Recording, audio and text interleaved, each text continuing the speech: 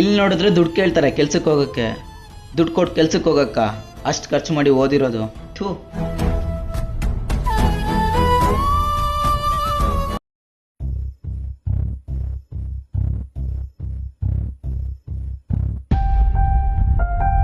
ಬಂದ ನೋಡು ನಿನ್ನ ಮಗ, ಇವತ್ತು ಕೆಲಸ ಸಿಕ್ಕಿಲ್ಲ ಅಂತ ಕಾಣ್ತದೆ.